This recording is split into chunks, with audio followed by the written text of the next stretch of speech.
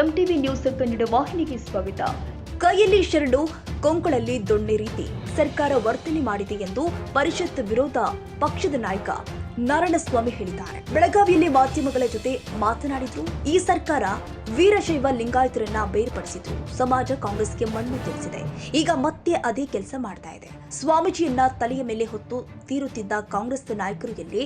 ನಮ್ಮ ಪಕ್ಷದ ನಾಯಕರು ಇಂದು ಸಮಾಜದ ಜೊತೆಗೆ ಇದ್ದಾರೆ. ಪಂಚಮಸಾಲಿ ಸಮಾಜಕ್ಕೆ ಮೀಸಲಾತಿ ಕೊಡಬೇಡಿ, ಹಿಂದುಳಿದ ವರ್ಗಗಳ ನಾಯಕರು ಹೇಳಿದ್ದಾರೆ. ಪತ್ರ ಟ್ವೀಟ್ ಮಾಡಿಸಿದ್ದು ಯಾರು? ಸಿಎಂ ತಮ್ಮ ಶಿಷ್ಯನಿಂದ ಮೂಲಕವೇ ಪತ್ರ ಬರೆಸಿದ್ದಾರೆ ಎಂದು ಆರೋಪಿಸಿದ್ರು. ಗಾಯಾಳುಗಳು ಎಲ್ಲಿದ್ದಾರೆ? ಕಿಡ್ನಾಪ್ ಮಾಡಿರೋ ಅನುಮಾನ ಇದೆ. ಆಸ್ಪತ್ರೆಗೆ ಹೋಗೋ ಅಂದ್ರೆ ಅವರು ನಾಪತ್ತೆಯಾಗಿದ್ದಾರೆ.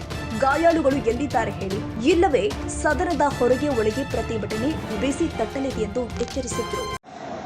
ಇವತ್ತೇನು ವೀರಶೈವ ಸಮಾಜದ ಮೇಲೆ ಸರ್ಕಾರ ಗದಾ ಪ್ರಯೋಗ ಮಾಡಲಿಕ್ಕೆ ಪ್ರಾರಂಭ ಮಾಡಿದೆಯೋ ಇದು ಹೇಗಿದೆ ಅಂತಂದರೆ, ಮಾನ್ಯ ಅಶೋಕ್ ಅವರು ಹೇಳಿದರು,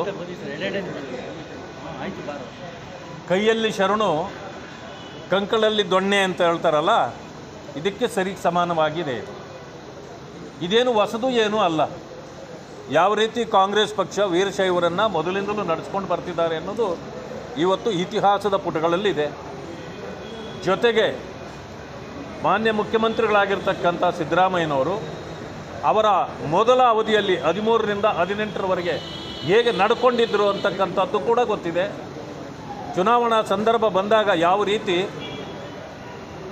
ವೀರಶೈವರನ್ನು, ಲಿಂಗಾಯತರನ್ನು ಬೇರ್ಪಡಿಸುವ ಕೆಲಸವನ್ನು ಮಾಡಿ ಆವತ್ತು ಆ ಸಮುದಾಯ ಅವರಿಗೆ ಮಣ್ಣು ತಿನ್ನಿಸಿದ್ದು ಗೊತ್ತಿದೆ.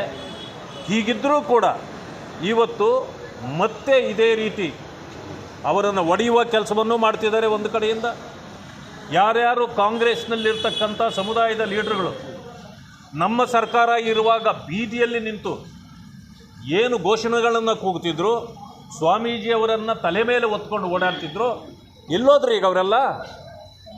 ಯಾಕೆ ನಿಮಗೀಗ ಸ್ವಾಮೀಜಿ ಬೇಕಾಗಿಲ್ವಾ? ಇದ್ದಕ್ಕಿದ್ದಾಗೆ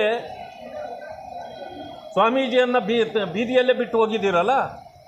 ಈಗ ಆವತ್ತು ಯಾವ ರೀತಿ ಹೋರಾಟ ನಡೆದಿತ್ತೋ ಅದೇ ರೀತಿ ನಮ್ಮ ಪಕ್ಷದಲ್ಲಿರ್ತಕ್ಕಂಥ ಎಲ್ಲ ಮುಖಂಡರುಗಳು, ಯತ್ನಾಳ್ ಅವರು ಇರ್ಬೋದು, ಅರವಿಂದ್ ಬೆಲ್ಲಜಿಯವರು ಇರ್ಬೋದು, ವೀರಣ್ಣ ಕಡಾಡಿಯವರು ಇರ್ಬೋದು, ಎಲ್ಲರೂ ಕೂಡ ಸಿ ಪಾಟೀಲರು ಎಲ್ಲರೂ ಇವತ್ತು ಹೋರಾಟದಲ್ಲೇ ಇದ್ದಾರೆ. ಆವತ್ತು ಇದ್ದರು, ಇವತ್ತು ಇದ್ದಾರೆ.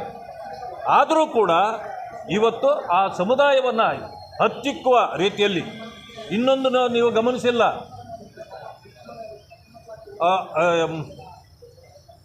ಪತ್ರಗಳು ಬರೆದಿದ್ದಾರೆ. ಯಾರು ಪತ್ರ ಬರೆದಿದ್ದಾರೆ ಗೊತ್ತಾ? ಪಂಚಮಶಾಲಿಯವರಿಗೆ ನೀವು ಮೀಸಲಾತಿಯನ್ನು ಕೊಡಬಾರ್ದು. ಇವರಿಗೆ ಕೊಡೋದ್ರಿಂದ ಆಗೋ ಅನ್ಯಾಯ ಯಾರಿಗೆ ಅನ್ಯಾಯ ಆಗುತ್ತೆ?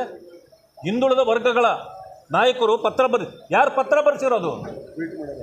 ಟ್ವೀಟ್ ಮಾಡಿರೋದು ಯಾರು? ಸಿಎಂ ಟ್ವೀಟ್ ಮಾಡಿದ್ದಾರೆ. ಮುಖ್ಯಮಂತ್ರಿಗಳೇ ಈ ರೀತಿ ಅವರ ಶಿಷ್ಯರುಗಳ ಕೈಯಲ್ಲಿ ಪತ್ರಗಳನ್ನು ಬರೆಸಿರೋದು. ಅಂದರೆ ಒಂದು ಕಡೆ ತೊಟ್ಟಲನ್ನು ತೂಗೋದು, ಒಂದೊಂದು ಕಡೆ ಚಿವುಟೋದು. ಹಾಕಿದ್ದಾರೆ.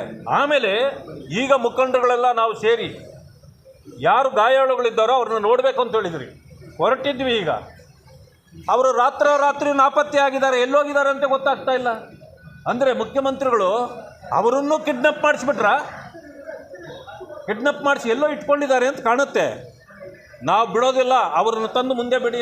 ಇಲ್ಲಿ ಎಲ್ಲಿ ತೊಗೊಂಡೋಗಿ ಇಟ್ಟಿದ್ದೀರಿ ಹೇಳ್ರಿ.